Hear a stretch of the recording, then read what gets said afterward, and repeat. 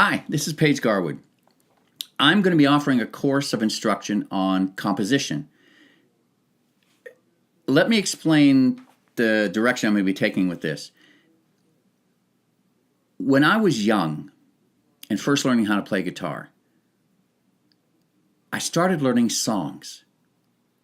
And when I'd run into a part of a song that I couldn't play, whoever was teaching me at the time or whoever was mentoring me at the time, they would tell me what I needed to know to get past the hump, to get past that thing so I could continue on.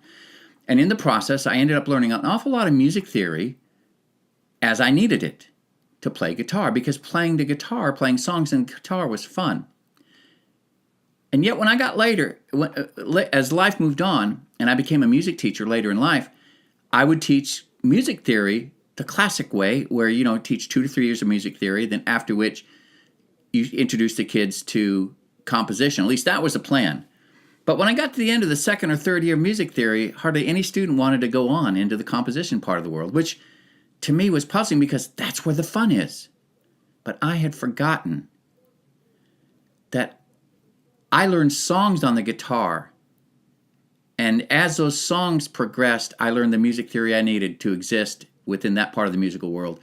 And I began to think that maybe I had this whole cart before the horse thing with the music theory and composition. Why can't you teach composition from the very beginning? If you give the students 7 notes to play with, and you give them a few instructions, a few rules, they can write music using those 7 notes. And from the very beginning, they can start enjoying the fruit of their imagination, their inspiration. They can start writing music from the very beginning. So I've started devising this course as a music composition course with elements of music theory as needed.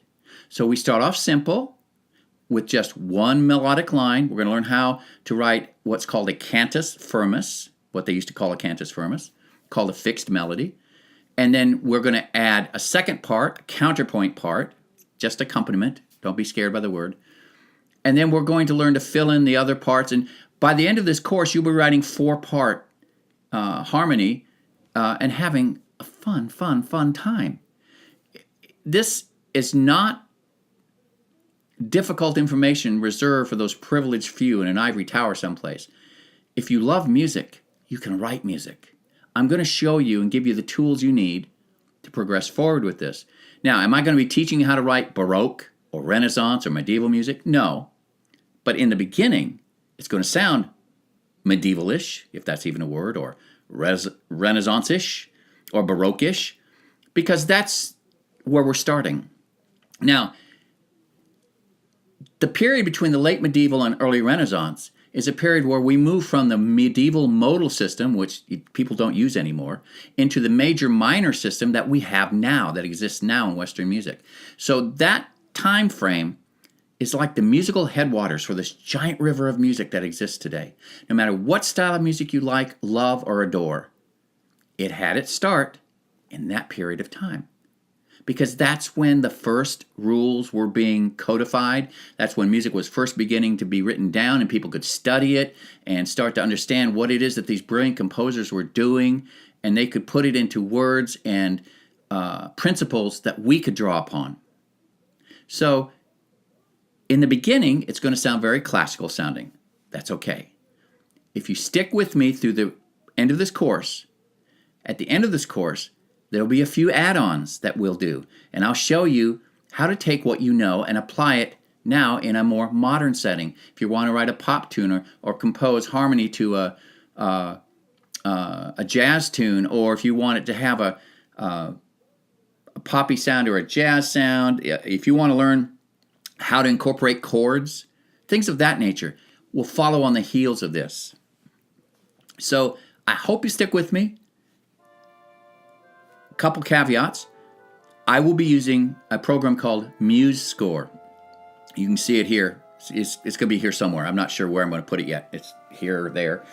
But it's musescore.org. You can download it. It's free. It's nearly as powerful, I think, at least it's as useful to me as Finale or Sibelius was, with the important distinction that it's free. So download it. We'll be using it. I will upload a video that introduces you to how to use it.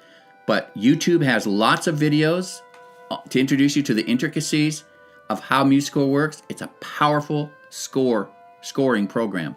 And that's what we'll be using. And when you submit your assignments to me, if you want me to critique them, then they'll have to be submitted to me in MuseScore, because that's the platform I'm using.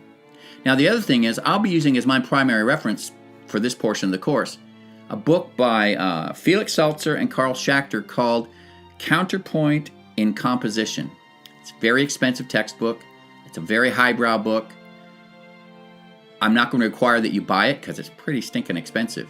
But that's where I'm going to be drawing a lot of my information from, especially in the early part of this course.